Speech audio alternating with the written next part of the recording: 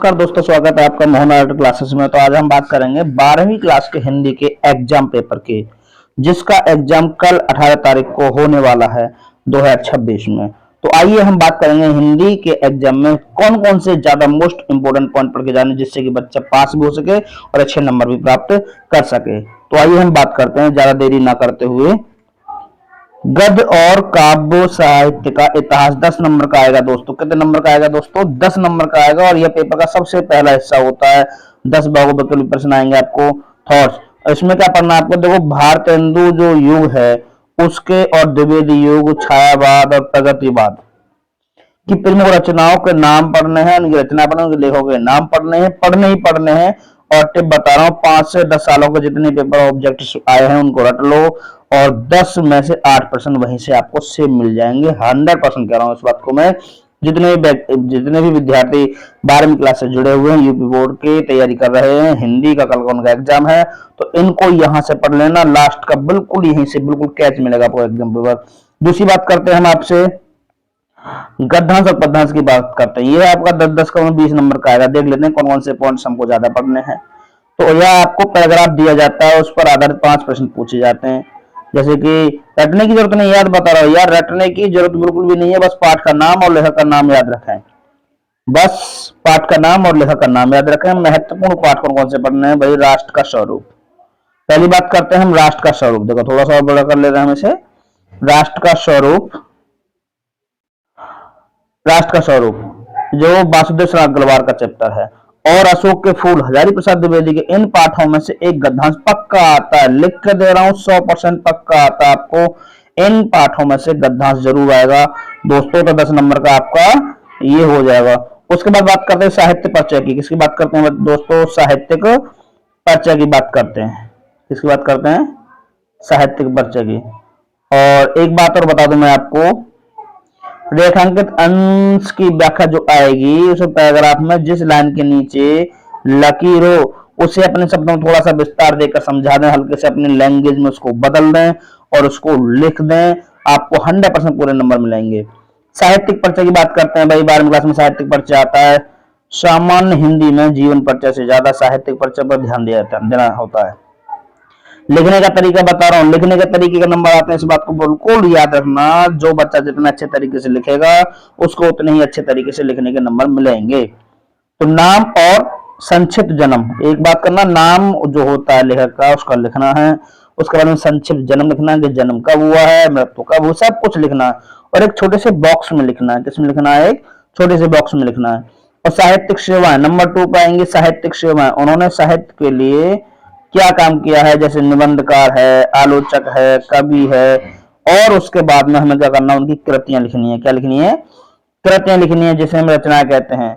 ये सबसे जरूरी होता है। रचनाओं के नाम साफ साफ लिखें। और नंबर 4 पर साहित्य में स्थान, 1-2 प्रभावशाली बिल्कुल लाइन लिख दें, जिससे कि टीचर को पढ़ते ही इम्पैक्ट और इंप्रेशन बिल्कुल बच्चे की तरफ इंट्रैक्शन हो जाए। समझ रहे होंगे मैं क्या कहना चाह रहा हूँ। और आगे बात करेंगे भाई हम कहानी और खंड काव्य की। कहानी और खंड काव्य की, ये भी आपका 5 और 5 10 नंबर का आएगा। इस बात को बिल्कुल याद रख लेना, 10 नंबर का आएगा। और इसमें कहानी आएगी पंचलाइट या बहादुर में से किसी एक का सारांश पक्का याद कर लें, बिल्कुल समरी को याद कर लें। इस बात को विशेष याद कर लें, पंचलाइट या बहादुर में से किसी एक का सारांश जरूर याद कर लें, समरी याद कर लें। उसके बाद खंड काव्य की बात करते हैं। किसकी बात करते हैं? खंड काव्य की। यह जिलावार डिस्ट्रिक्ट वाइज होता है। इसमें भाई आपका नायक का चरित्र चित्रण होता है। आप समझ रहे होंगे। 12वीं क्लास में रश्मि रथी है। कौन सी है भाई? रश्मि रथी है। इसको जरूर पढ़ के जाना है। इसमें इसके में क्या होता है भाई? उसके जितने पॉइंट्स होते हैं उसमें साहसी पॉइंट पढ़ने आपको। साहसी निश्चय, ऐसे उसमें से कुछ एक नायक के बारे में आपको जरूर बताना है। उसके बाद में है भैया, अगली बात करेंगे हम आपसे संस्कृत की। 7-7 14 नंबर का पॉइंट मिलेगा आपको यहाँ से देखने के लिए। यहाँ आपको संदर्भ जो आता है, कॉन्टेक्स्ट, उसका अनुवाद ट्रांसलेशन करना होता है, बस और कुछ नहीं करना होता है। और मैं चैप्टर बता रहा हूँ, उनको 100% पढ़ लेना, वहीं से गारंटी दे रहा हूँ, उसमें से जरूर मिलेगा आपको। संस्कृत भाषा महत्वम, ये चैप्टर का नाम है। इस पाठ का एक एक शब्द पढ़ लें, एक एक शब्द पढ़ लें, इसके आने की संभावना 90% रहती है। इस बात को याद रखना, 90% इस चैप्टर में से आने की संभावना रहती है। ऐसा कोई चैप्टर ही नहीं, ऐसा कोई पेपर ही नहीं बनता जिसमें इस पाठ को नहीं लिया गया हो। उसके बाद में सुभाषित रत्नानी, इसके श्लोकों का अर्थ याद कर लें। यह पद्य पोएट्री जो बोलते हैं सेक्शन में जरूर आता है, जरूर आता है बच्चों।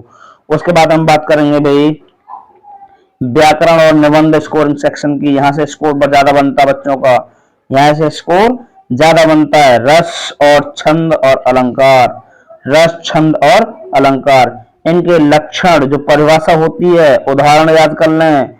बिना उदाहरण के नंबर नहीं मिलते, इस बात को याद रख लेना। अगर कोई बच्चा लिख रहा है, पढ़ रहा है, तो बिना उदाहरण के नंबर नहीं मिलते, नहीं मिलते, नहीं मिलते।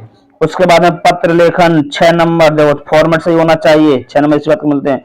सेवा में विषय होना चाहिए आपका, क्या होना चाहिए, विषय भी होना चाहिए। एक बार थोड़ा सा ऐसे बड़ा कर ले रहे हैं, देखो सेवा में और विषय, बिल्कुल ध्यान देना विषय पर। धन्यवाद की जगह सही होनी चाहिए, ऐसा नहीं है हम सेवा में लिखने कहीं उसके नीचे से लिखना उल्टा सीधा शुरू कर दे, सब्जेक्ट ही नहीं पता किसके बारे में लिखना है, धन्यवाद जहां लिखना चाहिए वहां नहीं लिख पा रहे हैं, पता होना चाहिए। उसके बाद हम निबंध की बात करते हैं। निबंध में हमेशा हेडिंग्स में लिखें, प्रस्तावना जो इंट्रोडक्शन है वहां से शुरू करें और उपसंहार कंक्लूजन पर खत्म करें। बीच में कम से कम 4-5 हेडिंग डालें। मैं आपको बता रहा हूँ दोस्तों, 4-5 हेडिंग्स डालनी है। 4-5 अगर आप हेडिंग डालो आपको अच्छे नंबर मिलेंगे। मैंने आपको 12वीं क्लास का हिंदी का बिल्कुल बढ़िया पॉइंट बताया है, एक बार इसे पढ़ के चले जाना, गारंटी ले रहा हूँ तो कोई फेल करने वाला कोई पैदा नहीं हुआ है। अगर वीडियो पसंद आए तो लाइक और शेयर करना बिल्कुल ना भूलें। उन बच्चों को पहुंचा दीजिए इस वीडियो को जो बच्चे बिल्कुल भी नहीं पढ़े, एग्जाम टाइम में बिल्कुल पढ़े तो क्या क्या पढ़े, कैसे पढ़े, क्यों पढ़े, तो इन सब चीजों को बिल्कुल मद्देनजर रखते हुए ये वीडियो आपके लिए बताई गई है। और पेपर देने से पहले एक बार इसको अवश्य अवश्य अवश्य देख लेना। मिलते हैं अगली वीडियो में, नेक्स्ट में। नमस्कार।